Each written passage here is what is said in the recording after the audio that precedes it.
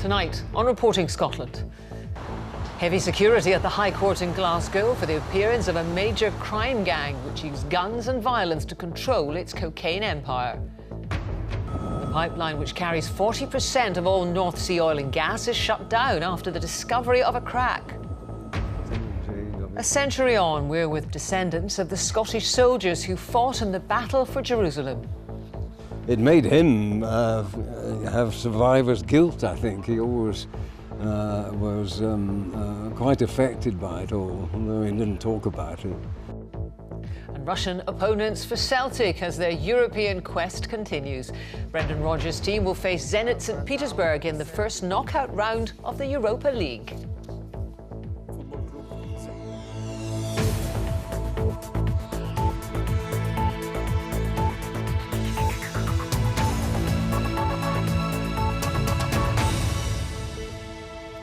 Good evening.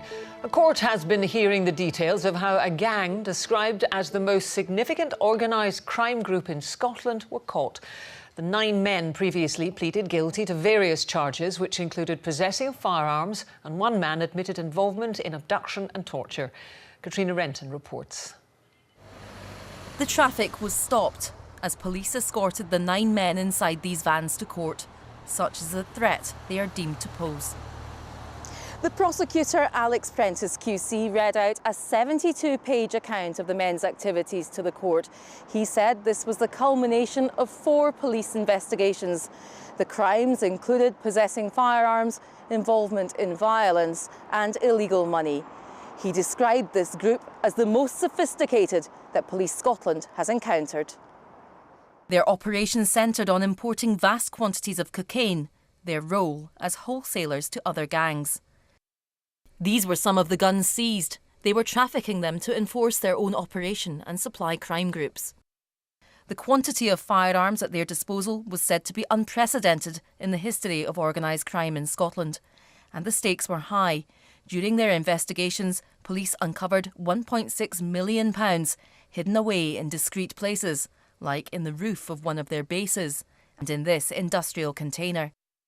They used equipment like this signal jammer to avoid detection. But as the investigations came together, they were caught. How did we catch them? Well, first and foremost was understanding them, understanding their methodology, and then once we understood how they operated, when we could start to track them from location to location. And it was very much the locations that became important, because that's where they're carrying out much of their criminal business. So once we got the locations, all the other pieces of the jigsaw started to fall into place. In 2015, a man was abducted from the north of England by a number of men and taken to this industrial unit in West Lothian. He was beaten and then taken to East Kilbride, where he was shot in the legs. This man, David Sell, was linked to the crime. In an unconnected investigation, other men were being monitored by police. Equipment was found in industrial units and weapons were concealed in cars, like in the bumper of this one found in a lock-up in the west of Glasgow. Police discovered firearms and a grenade inside. One of the guns had the victim of the East Kilbride attack's DNA on it, suggesting a link. And as the net closed in, ultimately 9 were charged and pleaded guilty to various parts of the crimes. Well, first and foremost, Scotland's a much safer place tonight now that they're behind bars. That's the first thing. It will have a major impact in terms of the wider organised crime. They supplied and controlled many of the crime gangs across Scotland, so it will have a major impact from that point of view. This group is seen as top of the chain in terms of drug transactions in Scotland and the UK as a whole. They will be sentenced next month. Katrina Renton, Reporting Scotland at the High Court in Glasgow. Work is underway to shut down one of the UK's most important oil pipelines after a crack was detected on a section in Aberdeenshire. The Forties pipeline carries about 40% of the country's crude oil from the Forties field in the North Sea to Grangemouth. Well, let's get more from our energy correspondent Kevin Keane. Kevin, what impact is this likely to have? Well, we don't think it's likely to have a big impact on us as consumers, because this is just a relatively small part of the supply chain for oil and gas. It's really been extended in the last 10 to 15 years so that we're not just waiting for one particular supply to feed our electricity generating power stations and of course to get gas into our homes. So there's no likelihood that we're not going to be able to cook the turkey at Christmas, for example, or get get fuel into our car, but it is going to have a big impact on the industry itself, with more than 80 of the platforms out in the North Sea currently having to shut down operations, and that's likely to continue for about the next 2 to 3 weeks. And how quickly do they think it can be fixed?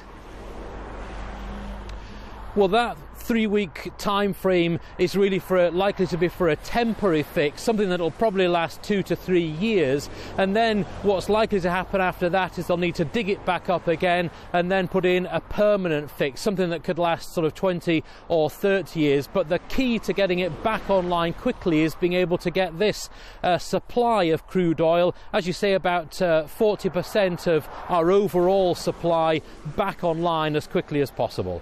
Thank you very much, Kevin Keane there.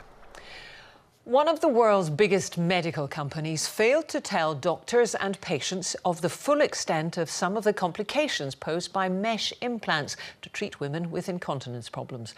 Documents seen by Panorama show that Ethicon, a company wholly owned by Johnson & Johnson, was warned by one of its in-house doctors that it had not updated the risks.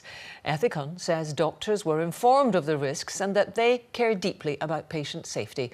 Our correspondent Lucy Adams reports. It takes 49 steps to get to Claire Daisley's flat in Greenock.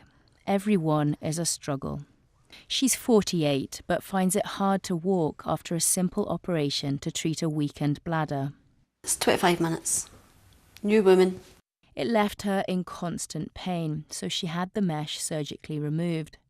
But mesh can be difficult to take out, and after that operation, Claire's pain got worse. I don't want to be here anymore. That's how far it's taken me. Because sometimes you don't know if you can take the next day. She now faces having her bowel removed, and she's one of 500 women in Scotland taking legal action. Claire had a transvaginal mesh made by Ethicon, owned by the multi-billion-dollar company Johnson & Johnson.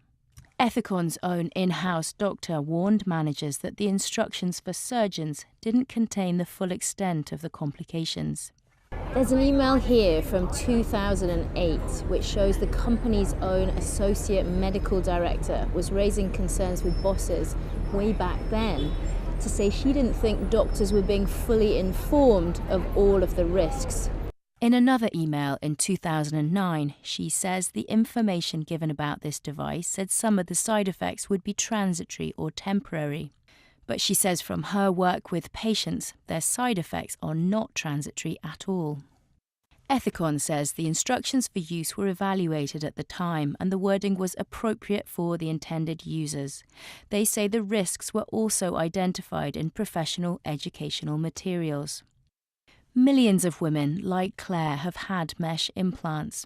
The vast majority haven't suffered any complications, but a small minority live with constant pain. Lucy Adams, reporting Scotland. And you can see more on that story later tonight. Panorama, the operation that ruined my life, is on BBC One Scotland at 7:30. The search of a landfill site for the missing RAF airman Corrie McCaig has ended. The 23-year-old from Dunfermline went missing after a night out in Bury St Edmunds in September 2016. The search of the site in Cambridgeshire restarted in October after a search there ended earlier in the year. Suffolk Police said no trace of the airman had been found. It's a big week for Scotland's economy and public finances, with Budget Day on Thursday. The Finance Secretary, Derek Mackay, has more powers than any of his predecessors and a lot more than he did last year. Business leaders have urged him to resist increasing tax rates. Well, our business correspondent, David Henderson, is here. How likely is it, David, that tax rates will go up?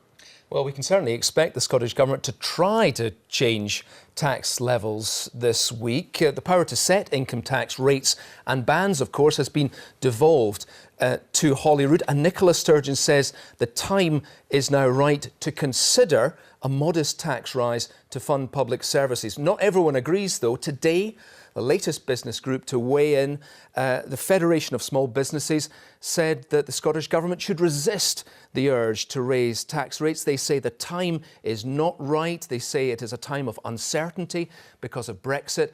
and they say that it is a time of pressure on household incomes, and at that point in time you don't raise income tax. And they want the government instead, as they put it, to steady Scotland's economic ship. In response to that, the Scottish Government has sought to reassure business. They say that economic growth and innovation is right at the heart of Thursday's budget, and they say any change in tax policy will benefit the Scottish economy when it's combined with its spending decisions. You say this is the latest business group to voice criticism. Does the SNP have the support, firstly, in Parliament to get tax rises through, and what about support outside Holyrood? Well, as you say, the SNP is a minority government, but there are influential voices backing this move. Outside Parliament, anti-austerity, anti-poverty campaigners say this is the right way to fund public services to avoid painful spending cuts. Inside Parliament, we know Labour, the Liberal Democrats and the Greens all want to see an increase in the total tax take. So it is likely that this move in some shape or form is going to go through, and we'll see Holyrood continuing to move from being a place which used to just spend money to being a place which raises money as well as spending it. Well, we'll find out on Thursday. David, thank you. A former soldier from Argyll who spent 4 years in detention in India on weapons charges has claimed that the British government failed to do enough to secure his release and wants it to apologise. Billy Irving, who was one of 6 British men arrested while working as anti-piracy guards on a ship in the Indian Ocean, made the claim in an interview with the BBC. Suzanne Allen reports. Last week, Billy Irving flew back to Glasgow, having been freed from prison a week earlier. Today, on the Victoria Derbyshire programme, he gave his first broadcast interview and said the British government had, at times, done nothing. From the start, they didn't help. I mean, when we first went to prison, we were in Palamcotai prison for one night. The next morning, they came to visit. They didn't speak about anything. They didn't know what's going on. They just came and gave us a prisoner abroad pack and then left. Now, for the last year, I believe all the media and the family's pressure, all the petitions put in, really pushed the government. And I think the government started to realise for the 3 years previous, they did nothing. I want the government to stand up and realise the mistakes they've made. Billy Irving and 5 other British men were imprisoned in 2013 on charges of smuggling weapons and ammunition. In 2016, they were found guilty at trial and jailed, but were freed last month on appeal. There's upset also that he missed the first 2 years of his son's life. Just a couple of months ago, 2-year-old William helped hand in a petition at Downing Street. They had only met 3 times. Just to get called Dad, you know, now I'm starting to feel like a father. So I've never had the opportunity since he's been born. So for me, it's been, you know, quite emotional at the same time. It's been amazing. His fiancée, Yvonne McHugh, has campaigned tirelessly for his release. I just want to be back home and get married to Yvonne. When are you getting married? I need to ask the boss. As soon as possible. Hopefully early next year, so we'll see. And just to get back to a normal family. A spokesman for the Foreign Office said, "The Foreign Office worked tirelessly behind the scenes to reunite these men with their families." For Billy now, the future is all about family. Suzanne Allen, reporting Scotland. It's 18 minutes to 7. A reminder now of tonight's top story. Heavy security at the High Court in Glasgow for the appearance of a major crime gang which used guns, violence and torture to control its cocaine empire.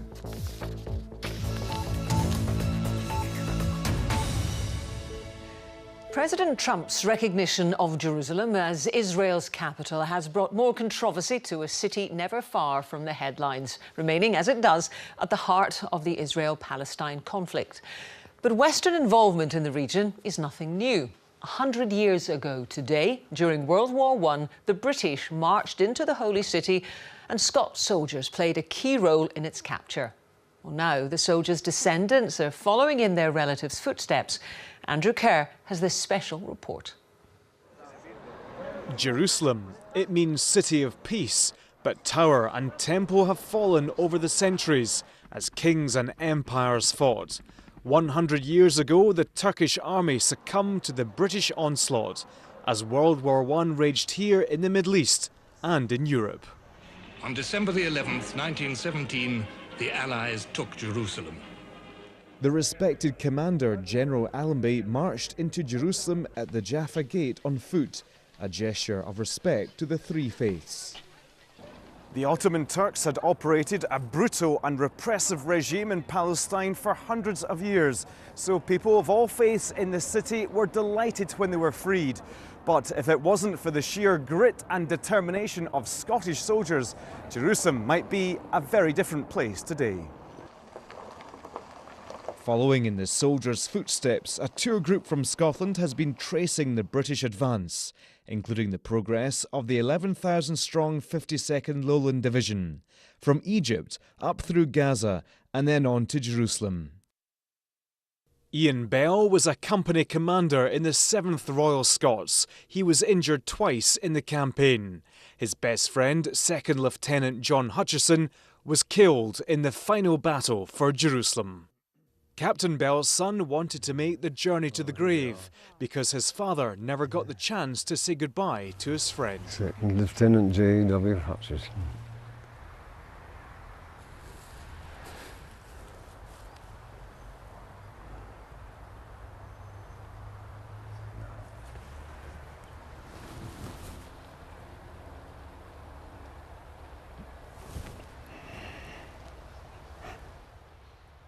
Well, it was a very moving experience to find the grave of one of the dozens and dozens of soldiers of No. 1 Company that were killed in the war. It made him have survivor's guilt, I think. He always was quite affected by it all, although he didn't talk about it. The campaign was arduous. Logistics were key. More than 150,000 animals helped the men carry heavy supplies, and pipelines were laid to take water from the Suez up to Gaza. A railway was also built at the rate of a mile a day. Captain Kenneth McClelland was a young Scottish signalman, his granddaughter's part of the tour. He died very sadly in 1938 as a result of wounds that he endured here. So actually to come out here, and I've done a lot of research, I've looked at the photographs so I could just envisage what it would have been like for him, looking at the small little truck that he used to take along the railway line with the signalling equipment, and then thinking about the kilts, the heat. It is alive. Allenby tricked the Turks into thinking he was going to make another attack on Gaza. Crossing from Egypt, the Allies tried many times to seize Gaza, and the conflict took its toll on the soldiers. A Distinguished Conduct Medal was awarded to Corporal John Robertson. He never said a word to his wife and to his daughter about his experiences here in Palestine. And from what I understand of the grueling march through the desert, the casualty lists was so bad that it traumatised many. These men were part of the Territorial Army. They weren't career soldiers. They'd marched 69 miles in 9 days and fought in 4 major battles. This is the tomb of the prophet Samuel, known as Nebi Samuel. It was the place for the final decisive battle in the Scots campaign on the road to Jerusalem. If they didn't capture here, the British couldn't march in to the Holy City. Their boots were worn out, their clothes were in shreds. In fact, the best of them were in kilts because they were a bit hardier, but they never gave up. And they kept on going. The Scots are remembered at the Jerusalem War Cemetery. St Andrew's Church also commemorates their sacrifice. General Allenby laid the kirk's foundation stone. Allenby did see this place very definitely as a place of three faiths and hoped that they would coexist together in peace. But that's not how it is. And this is a place of conflict, and it's a political conflict in its essence. And until we find a way of creating political arrangements that accommodate and include and embrace all the people who live here, there will be no end to the conflict. This holy city has a history that spans more than 4,000 years. The British may have had a small part to play in that timeline, but the legacy of General Allenby's capture of Jerusalem is still felt by its citizens today. General Allenby had aimed to bring different people together, but in this volatile land, many still wait for that peaceful coexistence. Andrew Kerr, reporting Scotland, Jerusalem. Well, back home, the heavy snow that has caused so much travel disruption in England, Wales and parts of Europe has had a knock-on effect on flights here. Well, Lisa Summers is at Edinburgh Airport. What's the situation there tonight, Lisa? That's right, Jackie. The bad weather is continuing to have an impact. The latest I have from Edinburgh Airport is that 28 flights have been cancelled today. That's out of 177, but they're expecting that to go up. You can see from the queue behind me the passengers affected. They've already got one flight cancelled tomorrow, the 6:55 into Heathrow British Airways flight. And so while the impact of the disruption hasn't been quite so bad here in Scotland, it has been pretty frustrating for some of those that we talked to. We arrived at 6 this morning and they always delay the flights. Nothing said, just delay. So that's it. And just 15 minutes ago they say it was cancelled. When we just got here for check-in, that's when we were told the flights have been cancelled. So the line is not even moving. I don't know how the customer service is helping out. And we are even hungry and got a small kid as well. So we just got here and it said cancelled and we were like, right, okay, so we went to our desk and they're telling us nothing. So now we're having to wait in this queue for like an hour. So with the bad weather and disruption expected to continue for the next couple of days, the advice is to check with your airline before you even come to the airport. Thank you very much, Lisa. Apologies for some sound syncing problems there.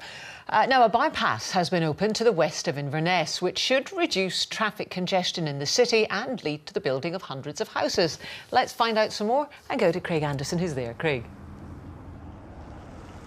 Jackie, the construction of this 3-kilometre length of road and river crossing has taken years of planning, and it's not without controversy. They had to rip up part of a golf course and also the rugby pitches at Highland Rugby Club, though the rugby guys got a new clubhouse, so I don't suppose that they're complaining too hard. But now that it is complete, it should start delivering on its twin objectives. That's to divert all this traffic away from the congested centre of Inverness and also free up land for housing and commercial development. Pupils from the local primary school helped the Inverness Provost in cutting that all-important ribbon. Though relatively short, this bypass should have a significant impact, allowing traffic to link between the area's 3 trunk roads without having to travel through the city. We did look at everything. We looked at a tunnel. We also researched the idea of a high-level bridge. This was the right decision to take, and I'm delighted to be here today. It opens up land to allow commercial and housing development. It eases transport congestion within the city centre. It makes Inverness a much more attractive place to live and work and to spend leisure time with. This bypass was controversial from the start. Some people objected to the fact that it was going to destroy open green space parkland. But now it's here, it will open up many acres of land for development, with hundreds of houses set to be built on both sides of the River Ness. Even tomorrow you'll find there's another application for about 600-700 houses down in that direction, and once we get the golf course completed and opening up the 3 holes in the Torveen side, we expect another 1,000 over on this side here as well.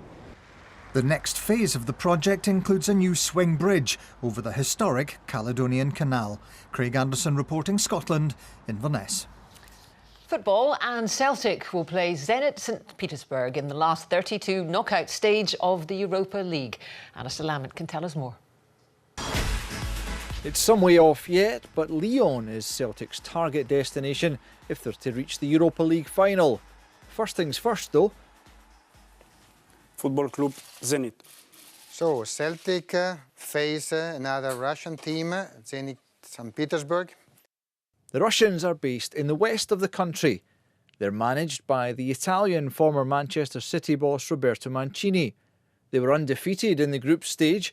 They're 17 goals more than any other team in the competition. And they sit joint third in a league that's about to take a 3-month winter break. Brendan Rodgers believes comparisons with Celtic's Champions League rivals PSG and Bayern Munich are unfair. But what about with Zenit St Petersburg? Well, even the Russians are operating on a different financial level. Celtic's most recent figures showed their most recent revenue was £90 million for the year, the Russians bringing in just under £150 million. And as for transfer spending, in 2017 Celtic paid out just about £9 million. The Russians more than £76 million. We're in the competition, so we're going to play against the likes of these teams, and it's up to us to try and somehow find a way to bridge the gap. You know, Celtic will never be a club that's going to go out and spend hundreds of millions of pounds and getting in these, you know, some of the world-class players. It's not where we're at. But was yesterday's surrender of a 2-goal lead evidence a serious tilt at the Europa League would require at least some investment? Well, you look at your players, you've got Suzuma, she's always getting injured. Bayata, a good player, but he makes stupid mistakes, so we need somebody in the back to make them play better. Oh, definitely, yes, definitely, probably another centre half in. If Celtic play their potential, if they get the defence sorted, they've got to have a chance. Plenty time for Brendan Rodgers to address those issues.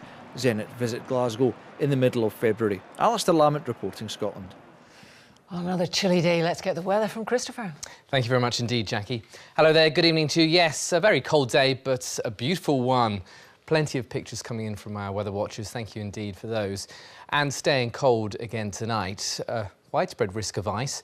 And there will be some further showers, mainly across the north and down the eastern side of the country. Rain for most, but on the hills and high ground, those showers falling as sleet or snow.